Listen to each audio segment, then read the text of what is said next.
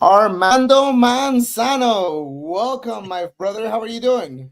I'm doing great, Yogi. Thank you. Thank you. Welcome So, to Scuttlebutt.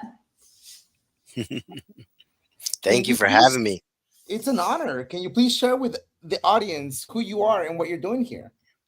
Yeah, absolutely. So, my name is Armando Manzo. I'm a school certifying official at San Diego City College, and I was honored to be invited by Yogi to be on Scuttlebutt. So, here I am. Oh, welcome. We're excited to have you. And Chris is late to the party. He's taking after Yogi. They're switching Whoa, spots. They're like body easy. swapping. Shots fired. Shots Shots fired. fired. Mhm. That's what I'm here for. Nothing else, but just that. Just no. I disagree. So Megan is the puppet master behind the screens. I'm just saying. So no, she that is would be Carol. amazing. That's fair. So we got, I guess, three puppet masters. I guess. Yeah, play the Metallica song in the background. The Right. puppet master. Yeah. But Mando, so you tell us a little bit about your history. So you were, um, where were you born and raised, and then when did you choose to join the military, and how was that transition like? Yeah, absolutely. So, born and raised in Chicago. Um, up until I was actually, I guess you could say I joined the military late.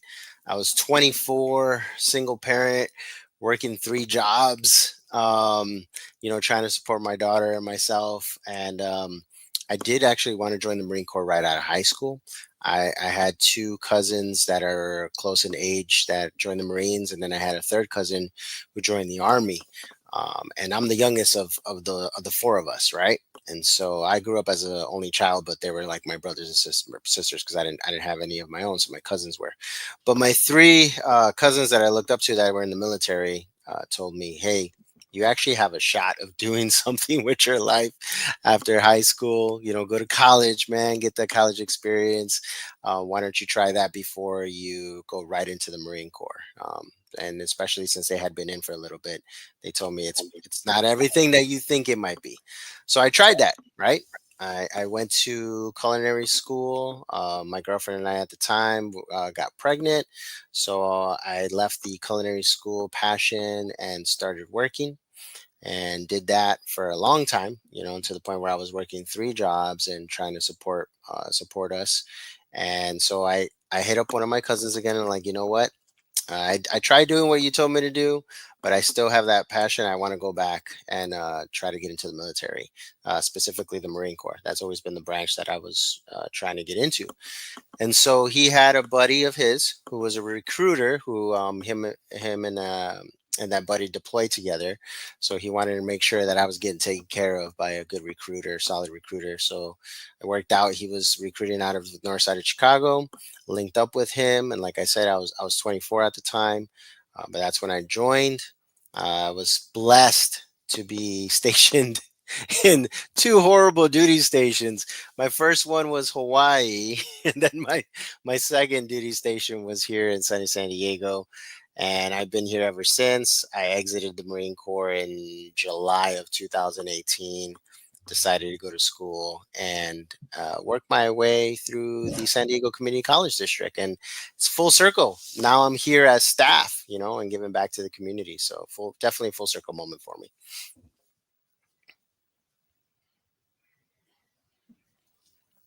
That's amazing. So tell me what those two horrible duty stations were like. Coming Yeah, from Chicago, going to Hawaii, and then yeah, absolutely.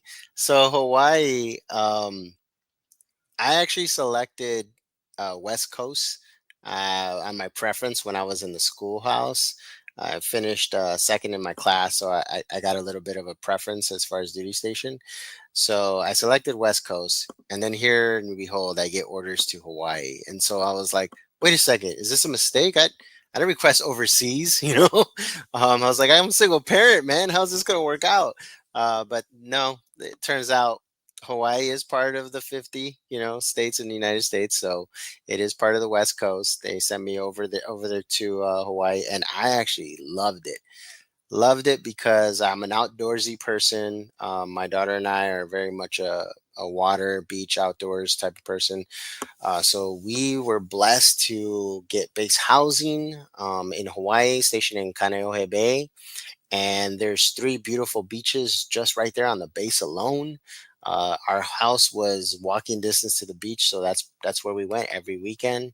Um, I had some family. That cousin that I was telling you that was in the army, he ended up getting stationed again in Hawaii while I was there. So it was great because then I had family from Chicago get stationed in Hawaii, so we weren't on the island by ourselves. So I loved it so much to the point that when I went to the schoolhouse, so originally, when I joined the Marine Corps, I was admin. Similar rate or MOS would kind of be like a yeoman in the Navy. So I did a lot of admin paperwork, but I decided after my first enlistment to do something called a lateral move and change my career path to career planner, which at the time was kind of like a special duty assignment. You had to submit a package for it. If you got approved, they send you to the schoolhouse. I was kind of like the recruiter, but from the inside. So while I went back to San Diego, Recruit Depot, it was where Recruiter Schoolhouse is at. I was in the schoolhouse. I was making a deal with the monitor to come right back to Hawaii because one of the career planners was retiring. So the goal was to get stationed in Hawaii for another 3 years. But that individual ended up moving his retirement up by a month. So then that set up a domino effect. And then my monitor was like, look, you want San Diego in June or Okinawa in October? And I was like, well, Master Guns, I definitely don't have family in Okinawa. So I think I'm going to take San Diego. So that was my next duty station. I got here in June of 2014. Um, got stationed in Camp Pendleton. As a career planner, I worked through multiple units as an individual, and then I was blessed to become what they call the A/slash career planner for all of the Third Marine Aircraft Wing. So I went from being in charge of one unit with like maybe 1,200 Marines to now being in charge of all of the aircraft wings on the whole west coast of the United States. So we're talking Miramar, Camp Pendleton, 29 Palms, Yuma, Barstow, Bridgeport. So a lot of traveling, a lot of inspections, a lot of being a subject matter expert, but I loved it. It just so happened that my next duty station was going to end up being Okinawa, but by the time I got those orders, I got selected to staff sergeant. But I also got married, and we had another baby, and my wife was like, "Yeah, we're not going to Okinawa." So school, right? School has another option, and my wife happens to work for the San Diego Community College District as well. She works at San Diego Miramar College, so I knew where I was going to go to school right after. So that's how I got my journey with school and being a veteran who's transitioning to the civilian life, more importantly to the student life. And I think that also equips me and helps me with being able to help our students now, because I was in their shoes just a couple years ago. It's a struggle. We don't realize the transition from military to civilian, how difficult and daunting it can be until you're actually in it. So everybody says like, "Oh yeah, man, I'm set up. I have a plan." Well, everybody has a plan. Like, who is it? The crazy Mike Tyson quote: "Everybody has a plan until you get punched in the mouth," right? So that's kind of how I felt after I got out. Like, I thought I was more prepared. Like, my wife works for this college. I kind of know the ins and outs. But you don't realize it until you get out. Like, this is a struggle, trying to be in a classroom, especially as a older individual, trying to be in a classroom and go back to school. And you did all this time in the Marine Corps and you gave to the Marine Corps, and then you come back and you're starting from the bottom all over again, and trying to work your way through. And that's what we've been working with our students, trying to help them navigate that journey, because everybody's success journey can be different. It's not a straight line, and that's what we try to do here at San Diego City College as well. So that's a And long then answer. Sorry no, for no, no, no, no, not at yeah. all. That was a very detailed answer, which is very important because it's painting the picture of who you are, your own transition process, right? And you Sure. having the experience to be able to talk about this, because unfortunately, and as you mentioned, and we talk about it all the time, everybody has a plan until, like you said, you get punched in the face and everything Yeah. changes, right? Yeah. Reality Absolutely. hits you, and while you're looking at the transition from the inside of, and by the inside I mean inside of the military, Mhm. we all have a plan. We all think we know what we're doing and how it's going to happen and lay out, until we transition, and then reality is something completely different, right? Right. Right. um and with that, I want to highlight a couple of things. One, you being in the San Diego City College has been a great help to me personally, because you have been there through my journey, right? Yeah. You have been there, and you have seen the good, the bad, and the ugly, and you have helped me navigate some of that, Yeah. including, Absolutely. unfortunately, I didn't get paid, no fault of anybody's, problems, but it was still, even with my transition, my experience, and everything, the VA still had its own issues, but it was people like you in the positions that you were at to allow me to help me navigate those issues as painless as possible. So I'm really grateful to you, especially as a veteran continuing to serve, right, in a different capacity, but you're still doing it. Right on. And then, so I want to highlight one thing, and I want to ask you, right? So you started in Miramar. Why did you end up in San Diego City College? Yeah. So I actually, yeah, like you said, I started at Miramar as a student, and I thought I was going to stay at Miramar because that's all I knew. But lo and behold, as a part-time employee, I started working as a project assistant in their career center. And so they hired me on because I had this veteran experience, and I had experience with career planning, right? So it made sense. But they really wanted me to start helping veterans that are getting ready not only to transition, like let's say transfer into a 4 year, but looking for jobs as well. So I was like, yeah, for sure. I'll definitely, come on board in doing that. Well, a couple of years later, a position opened up at Mesa College, which is one of our sister campuses, specifically in the Veterans and Records Department. And so for me, obviously, I gravitate towards how can I give back to our students, but it's no secret that I'm a veteran myself. I want to give back to our veteran community. And so I applied for that position. And after the interviewing, they told me like, look, we actually have, although we have somebody selected for this position, you interviewed well and you're a great candidate. Would you mind coming on board on the admissions side of the house? You'll still work hand in hand with veterans. You just won't be working specifically in their office.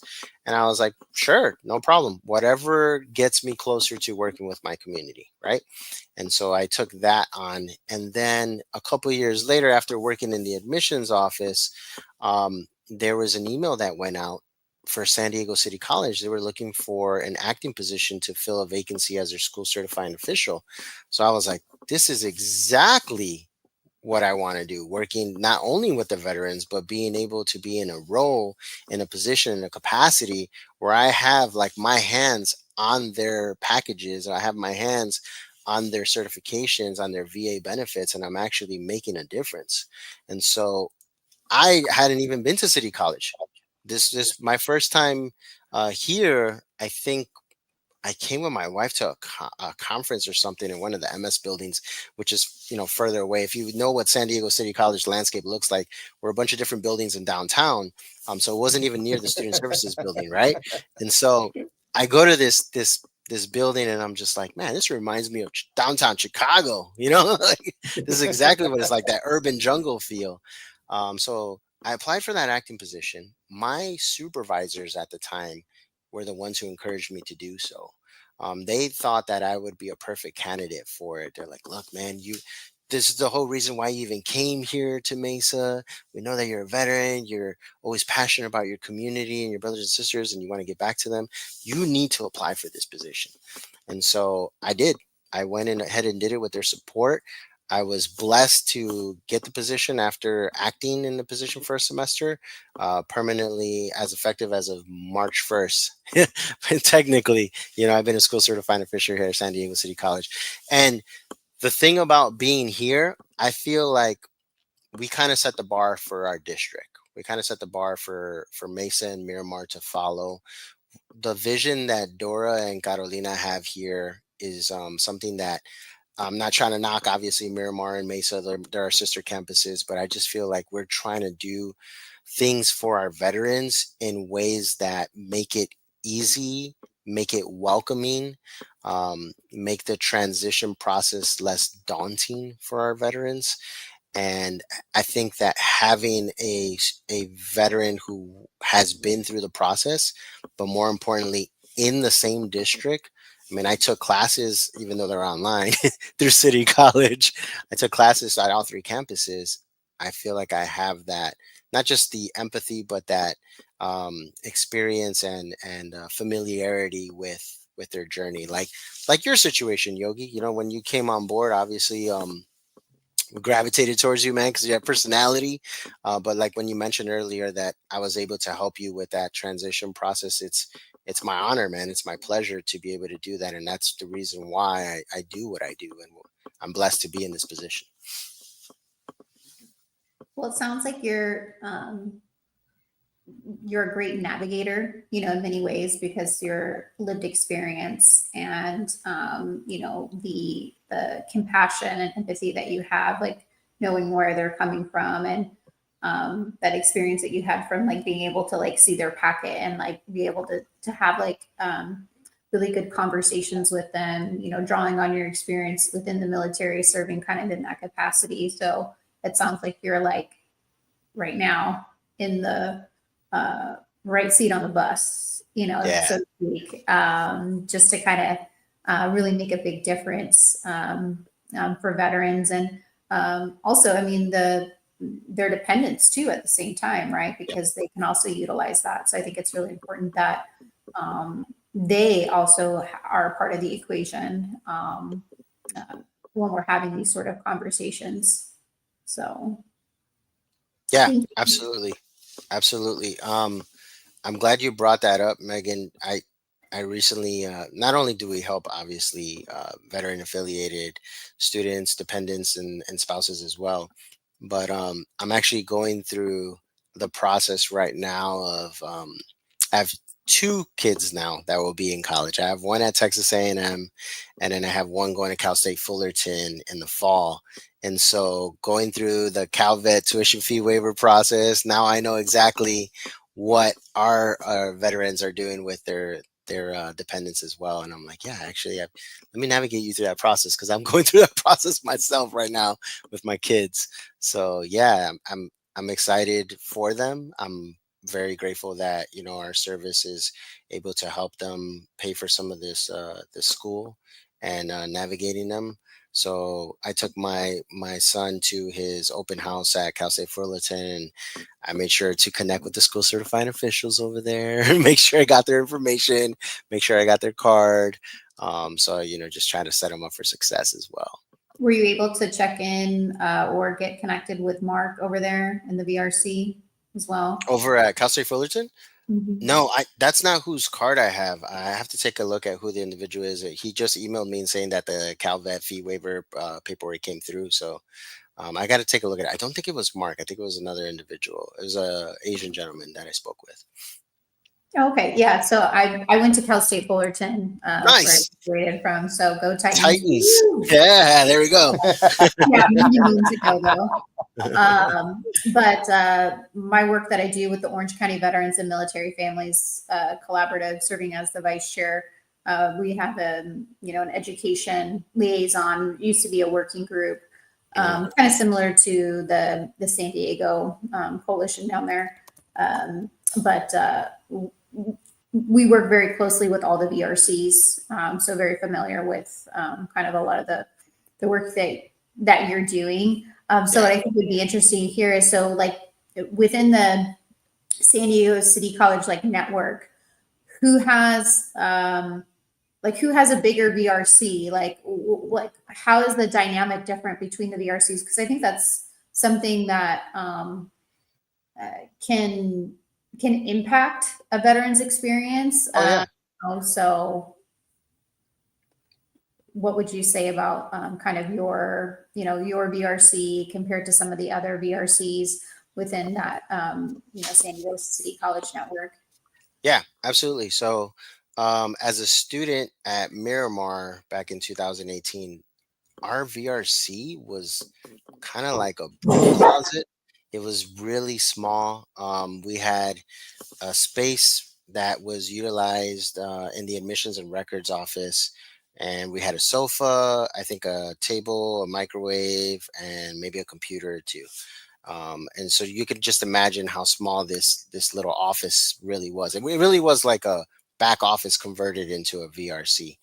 And so we, as the VSO at the time, the Veteran Student Organization, so I was the vice president for a while there, and then obviously my colleagues in the VSO, we talked to our advocates and allies in the Veterans Office.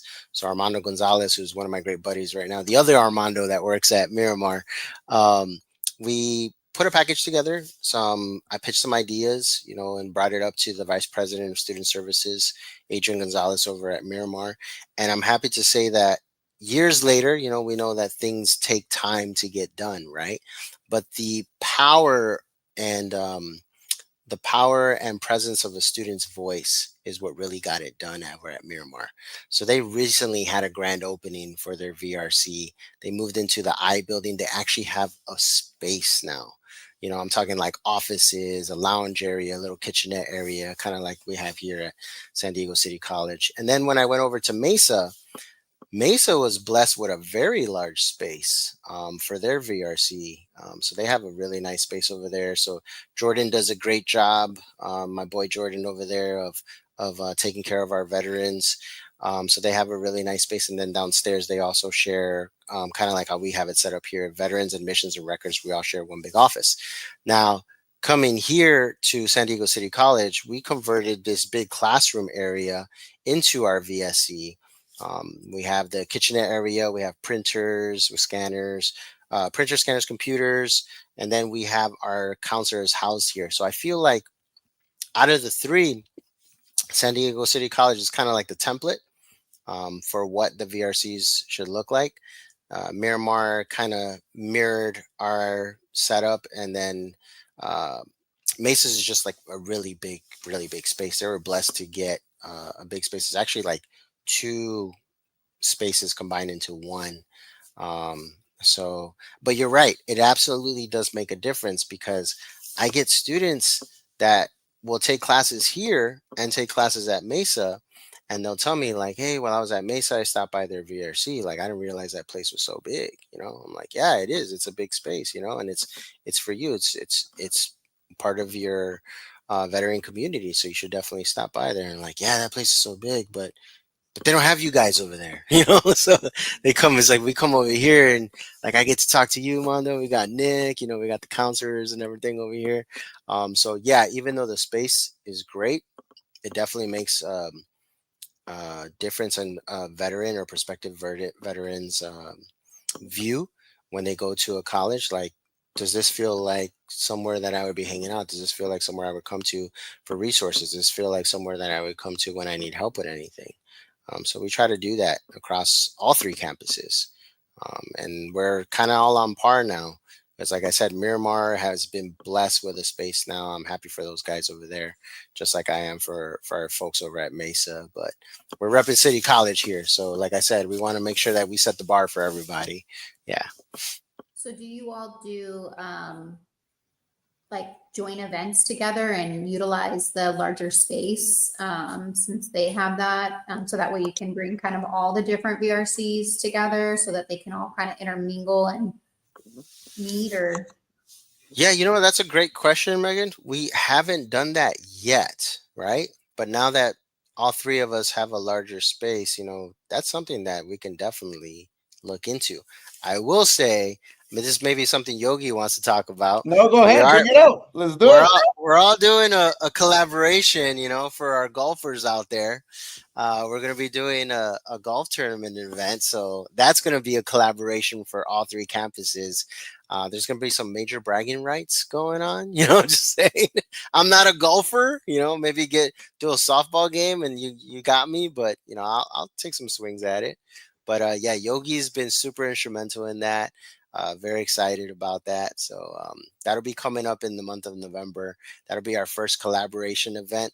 But no, you bring up a great point, Megan. That's something that we could definitely look into.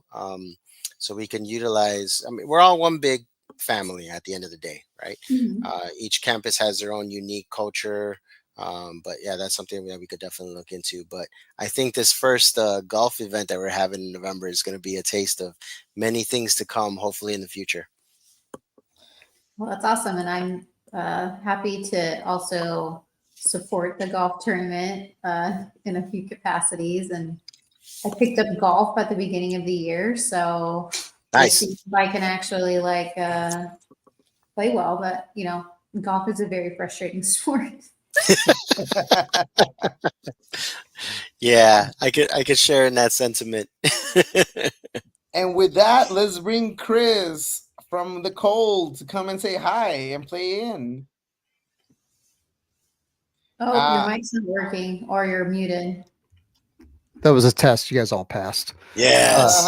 Yeah, it's not that cold up here. It's actually getting rather hot. So Oh, yeah, it's like in the 90s right now. What? Oh yeah, and I don't have AC in this space, so it's That's stay why you're. hydrated. Oh, That's I why- was waiting for that. Shots fired. I didn't You have hear to that. get the water.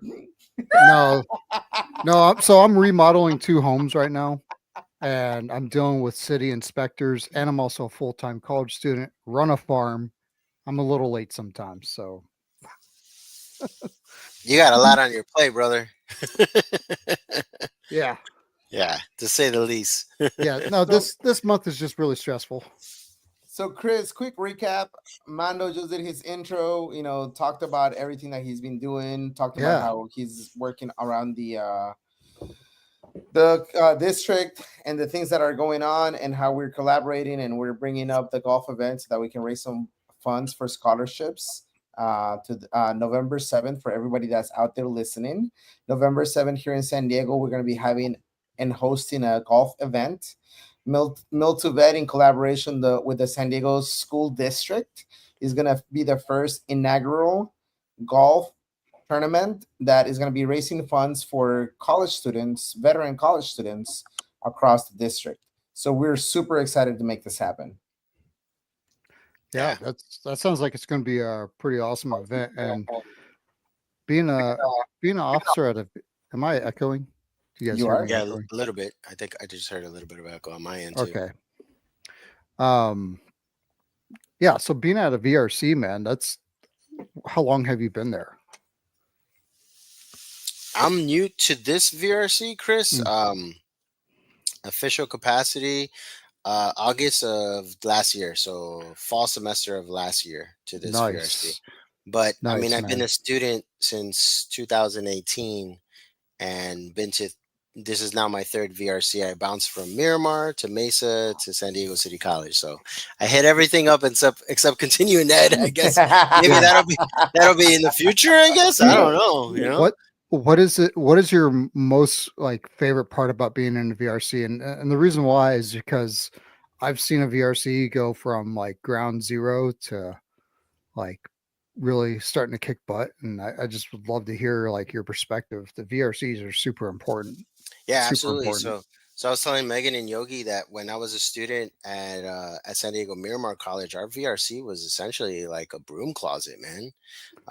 Just like a old office converted into a VRC, threw a sofa in there, a table and microwave and a little mini fridge, and a computer.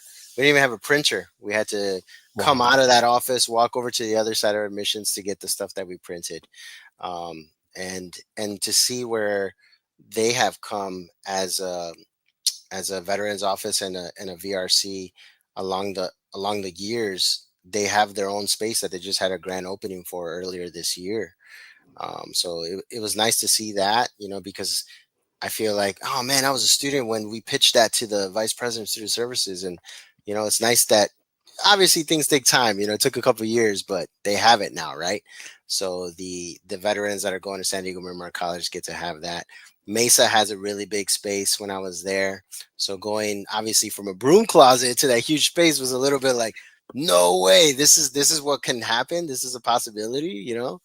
And then after I left Mesa and came to San Diego City College, I was like, this is how we should set up a VRC. Have it make a one-stop shop where a veteran can come in and not just get help, brand new veteran with the onboarding process, meet with a counselor on the spot, financial aid liaison, SEOs are in here. So like it's a one-stop shop here, man. And I was telling them like, I know I'm biased, obviously, but I feel like we set the bar for our other two campuses. Yeah. And obviously the community at the end of the day, right? You're not gonna go somewhere where you don't feel welcomed, you don't feel at home. So we try to do the best of our ability to make our veterans feel like this is a spot for them and they keep coming back. So that's what we want. That means we're doing something right. That's awesome, man. And when you have the community coming around veterans that are going to college, that's where the real magic starts happening. Yeah. And as you know, our community, the veteran community, we're very much a word of mouth, right? Very much a word of mouth community.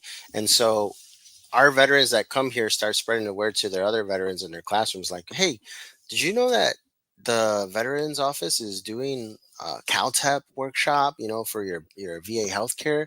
Like, where are you at with your disability? You know what? You should come to that workshop with me. And then best of all, we always feed them. Like we always have food, right, Yogi? We got That's absolutely correct. burritos, we got Luna Which Grill. Like, you feed you them and guys, they will you come. guys have a popcorn machine? You know what? We should add that to the So list. no, because we talked about the popcorn machine, but there was a couple of things with remember the fire inspection that there Yeah. were not enough outlets. So that's a Yeah. next process kind of thing. Yeah, it Um, is a classroom. It's a big classroom that was converted into the VRC. It's almost like two classrooms in one in here. But because of that, you can only plug in so many things into the outlets, and then fire inspectors came. But I don't know if I should be breaking this news, but break the it, break but it. the vision of our wonderful director, it was really a vision. She came up to us one day. She's like, you know what? I had a dream last night, and you guys actually have outgrown the space over at the M101 building. She's like, clearly you've outgrown the space, and with this bond coming, I don't really need all of this space for admissions and records. Clearly we only need like a quarter of it. So maybe we can move into the extension they're building over there, and why don't you guys take over the whole admissions and records space instead? Wow. Yeah, That's So awesome, dude. yeah, for anyone that doesn't know, right, yeah, that is a huge, massive upgrade. And yeah, to both of you guys' point, right? So that's one of the reasons why I got into advocacy in the first place, because I saw that there was a lot of things that were not being really shared across the campuses, or a lot of different issues. And let alone just the campuses here in San Diego, but now you go and take it to the whole state. I mean, there's massive disparity of information, right? And it's can be pretty heartbroken or disheartening to see that kind of lack of support for us out there, right?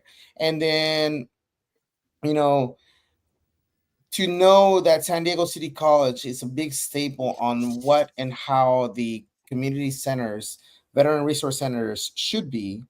And big shout out to Dora, right? yeah, Because she's not only is she a visionary, but she loves to get stuff done, right? yeah, And yeah, with that being said, right, I know that she has continued to struggle and to continue to push for multiple different things. I mean, last year she set up the first outing with at the Padres. We were in a yeah. what was it called, in a booth, and this year they're doing the same thing and even better and bigger, right? Bigger. So Yeah, it's a continuing, ever evolving process that just brings a lot of different opportunities to our students, right? And then the biggest portion of it is that she wants to make sure that every veteran gets an opportunity to meet the leadership, so that whenever a problem arises or anything, that there's an opportunity to have a conversation without feeling the barrier. So yeah, it's just amazing to be able to tackle all these things, right? And I'm really, really happy for everything that you guys are doing over there. Yeah, man. It's been a blessing to not just have the support, obviously, from our veteran students in our community, right? But also from our administration. Dora, our director, Carolina, our supervisor, Nick, my counterpart. We're a small team, but we're mighty. We're a small team, but we're mighty, and we're Like getting the me. support. Yeah, small, mighty, like my boy Yogi. Absolutely. Um, so yeah, man, we're trying to do what we can with what we have for our veterans. If moving into that space, obviously we've outgrown this space. Moving into that space, obviously it's not going to happen for another year or two. But just the thought of it is crazy because it's like three times the size of where we're at right now. Hmm.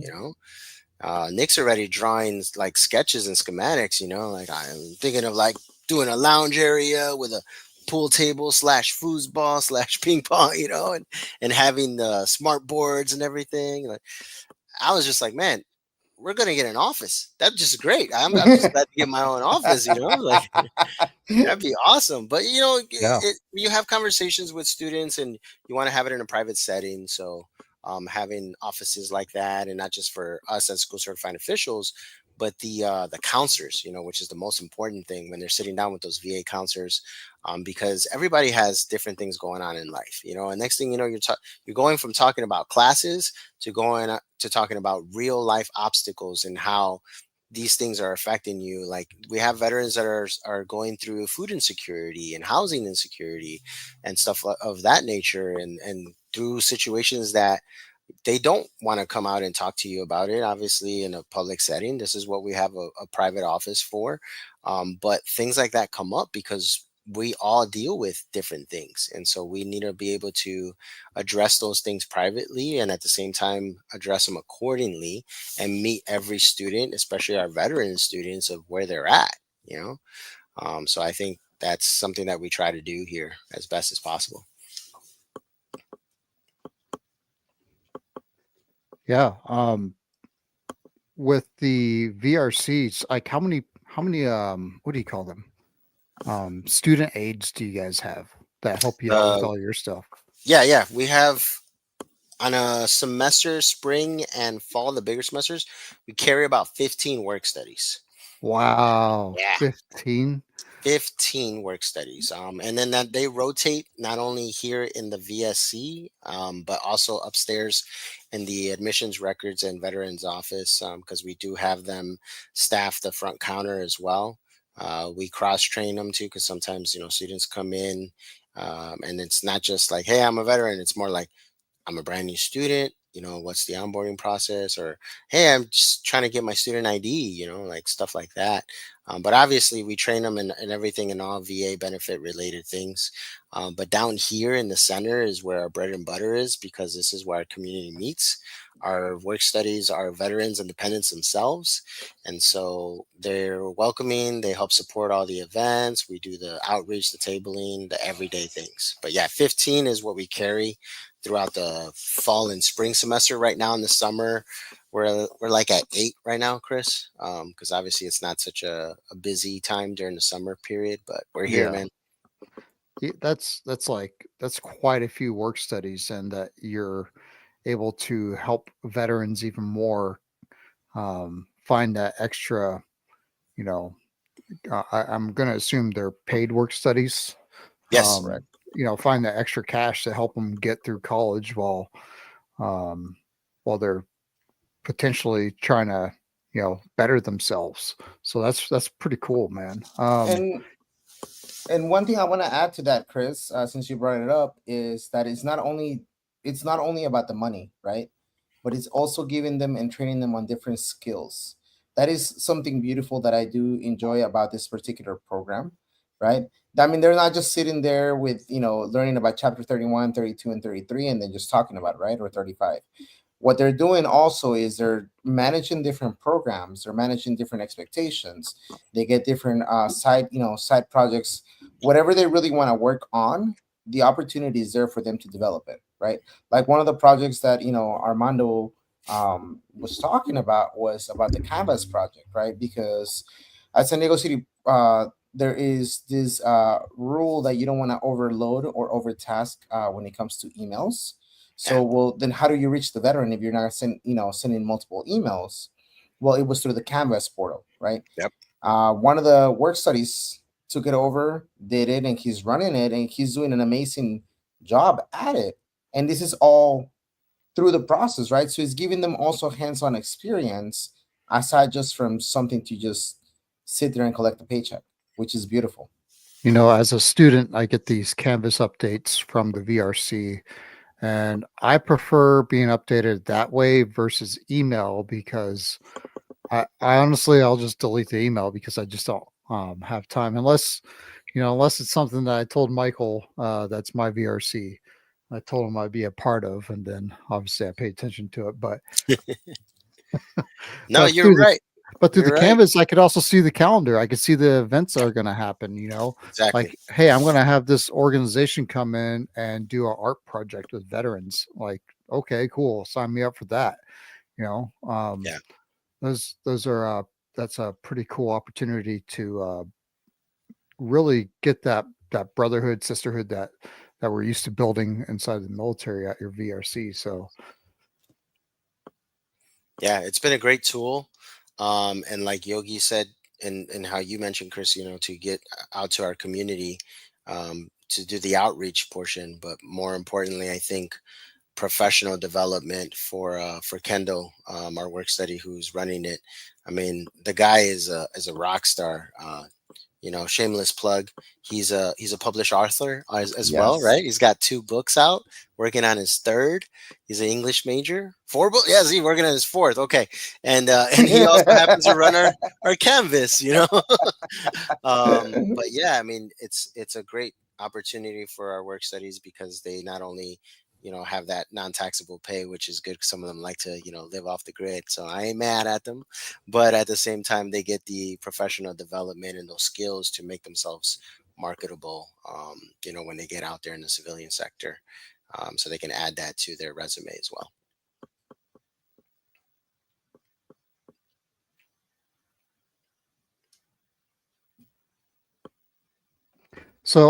I have a quick question, man, and you you may have heard of this, the Rudisill decision.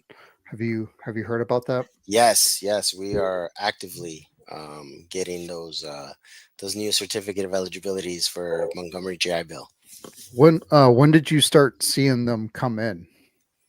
Out of uh, for curiosity. this for this summer for this summer semester.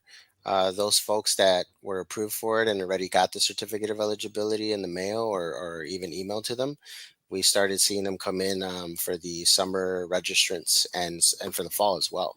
And it's funny because when we first saw it, I was like, this looks like an older document, so I didn't recognize it at first. And then you start reading it and it's like, this is great. The veteran doesn't even have to do anything. It's an automatic process. The only thing that we've noticed that they do have to do is if they decide to opt out of it, there is some action that has to be done by the veteran. But other than that, it's an automatic process. It gives them another opportunity to use more months of education benefit. So I think it's great. I'm waiting for mine, man. I haven't gotten mine in the mail yet, so I'm just. You have to. So they are supposed to be automatically going through alphabetically. Yeah. That's why like certain people have it and certain people don't. But you can go in and just apply for it. It's a pretty easy DD 214 or 214. It's a DDE form that Yeah. you just fill out. And honestly, I tell everybody call up the VA GI Bill hotline because it's actually not as bad. Not nearly as bad as some of the other VA hotlines. They're really trying to be helpful on the other side of the phone. Um, but they will walk you through and tell you if you qualify or not. So I did write the article. If we could get that posted on here, and people can go take a look at it. Yeah, I'm bringing it up right now. Yeah. I got your link, brother. So I'm taking a look. Yeah, Bring go it ahead, up. take a look at that. I wrote this up over at Everett Community College. Feel free to share this out to Nice. your clipper. There it is. VA Form 22-1995. Yeah. There it is. And Yeah. that's the form, but you could do it online and it's digital. It's really not that hard, but I tell everybody just call it the GI hot bill line on that one. Yeah, Because man. We tell them to program that number into their cell phone. So that's a great resource. they try their best. It's every time I talk to them, it's usually just a great conversation too, because it's typically a veteran or a family member of a veteran that Right. work in those hotlines. So, Armando, how do you navigate conversations about, being able to maximize their GI Bill, and being able to not use too much of it before they go to like a 4-year college? Because I think sometimes my understanding and just from learning from others, that sometimes they're not managing their like the money tied to their GI Bill with their education. So what kind of conversations do you have with the veterans that are coming into your VRC? Yeah, that's a great question. So with the brand new veterans that are haven't even tapped into their education benefits, what we've actually seen is an uptick in the use of Chapter 31 VNRE. And so, in order to maximize your benefit and get that full BAH rate, if you do decide or are blessed to be on the VNRE program, I would say you have to have at least 1 day remaining of that post 9/11 GI Bill and a minimum of 10% disability rating. And so we try to tell them, like, if you are deciding to switch over to that, don't wait until you exhausted all of your GI Bill, because you're not going to Mhm. maximize your benefit and get that full BAH rate. So we definitely encourage that.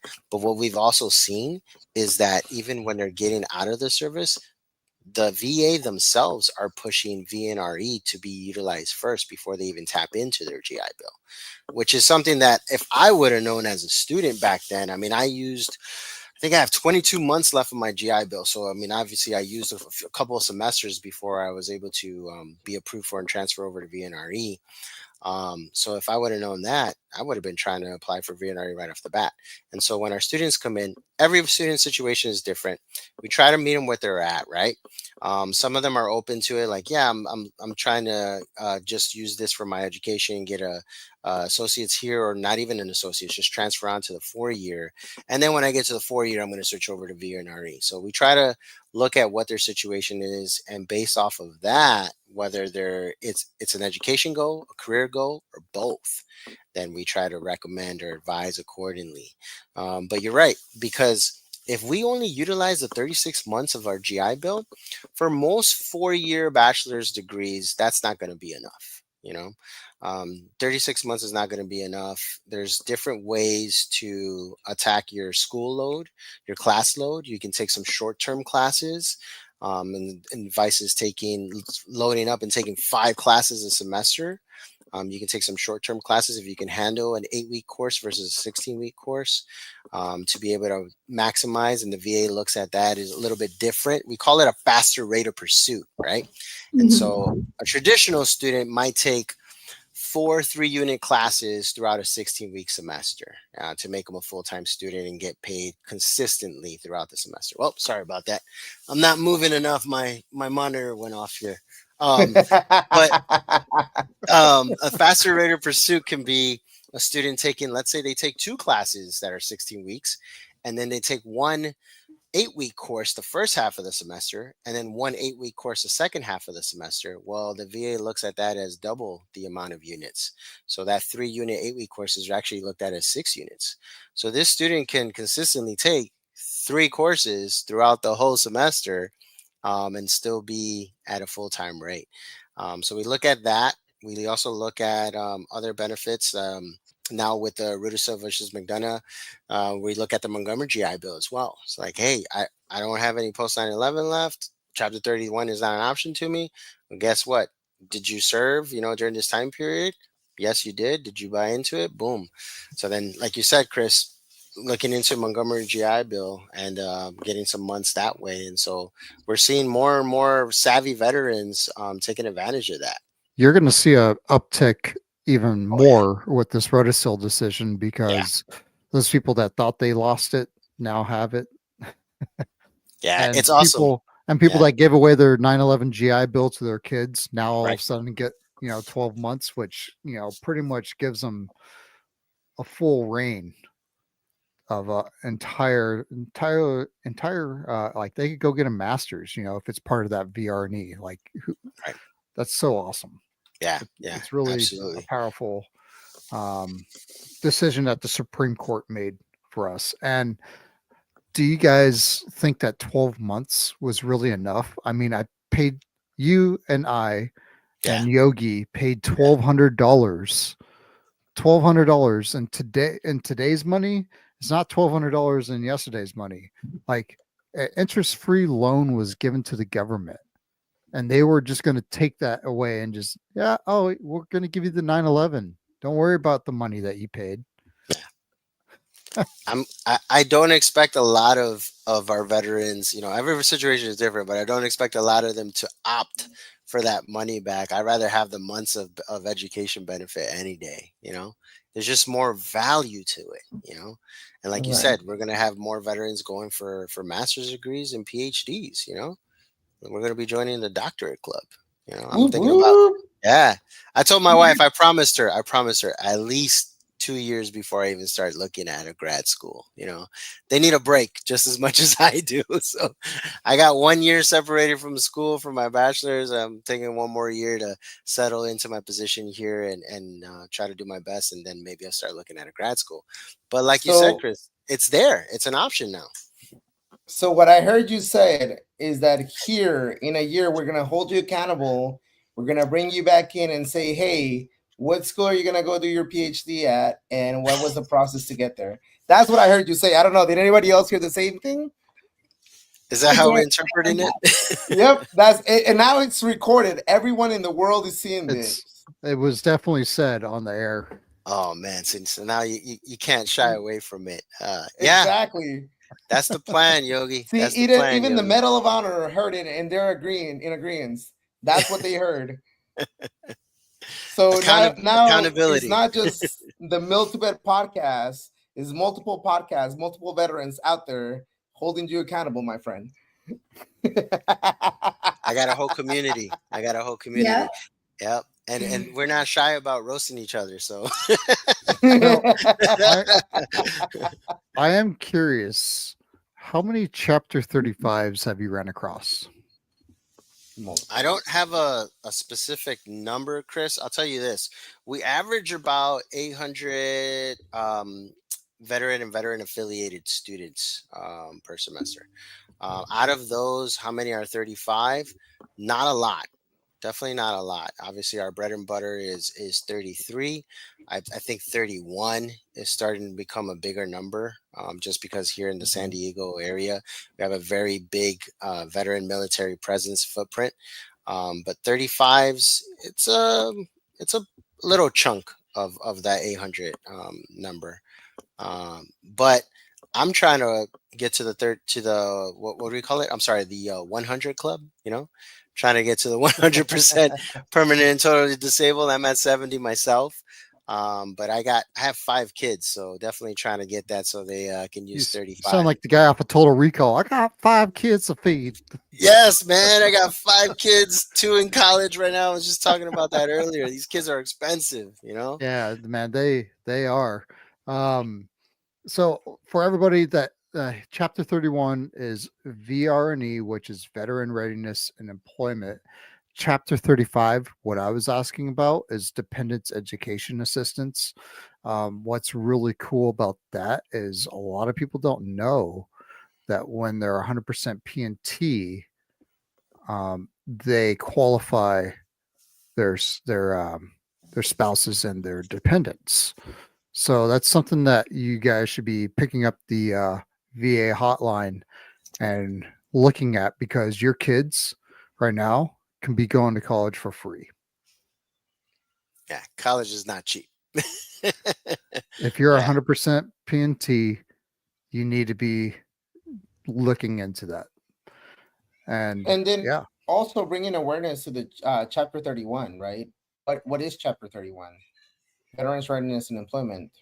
It's not a educational benefit; it's an employment benefit that allows you to prepare in order to be able to go find the next opportunity, right? And what does that mean? That means that whatever training you need, if you want to become a professor at the university and you want to have a PhD, they will take that PhD process, right? They will take you all the way up there. It's just how it develops and how you work on within the confines of the program. Or if you just want to get a certification within that takes less than 6 months, they will take care of that too, and they will get you connected to that also. Is that correct, Mando? Yeah, absolutely. VNRE is a great program. I love that you emphasize that it's more of a career benefit versus an education benefit. But obviously, if you're pursuing a specific career and bachelor's minimum, to make yourself compatible, maybe even a master's to make yourself compatible in that career field, VNRE is going to be that bridging that gap for you for sure. And also to mention, there is employment assistance with VNRE as well. So after you have attained the bachelor's or master's, they pair you up with EDD and they do employment assistant, resume, career building, resume workshops, networking events, making sure that everything that you work hard for. Now that you have that degree, now you can go in and start doing the interview process, making yourself competitive, networking events, and getting you into that career. Yeah, for sure.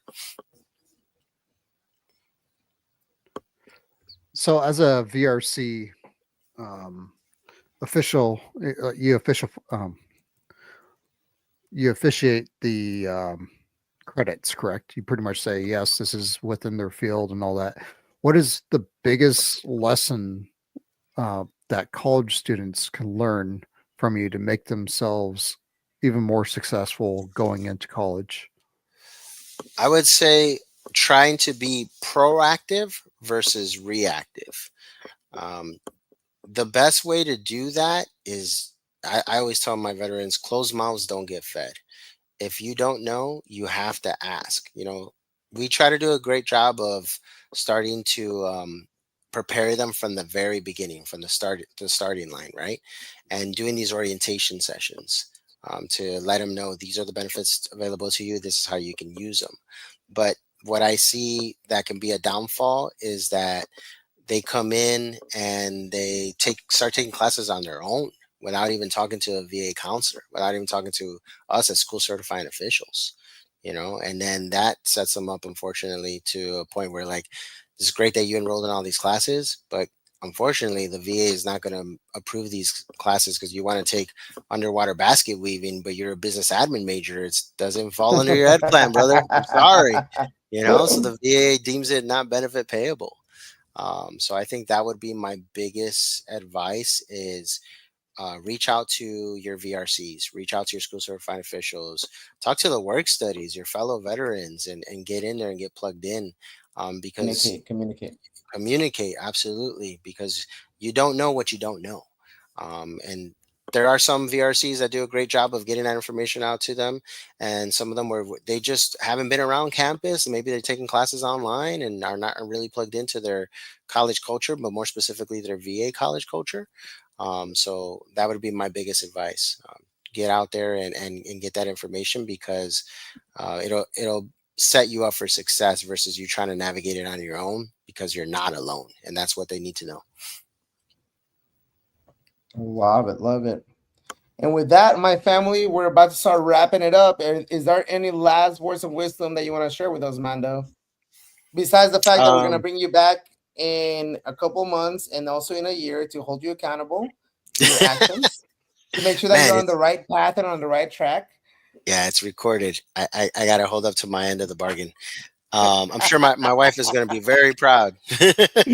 Yes. She's like, great, I'm not going to see this guy again for another year and a half. No, um, no, I just want to say that I'm very honored, and it's been a pleasure to be able to spend this time with you guys on the Scuttlebutt, getting the information out to our community.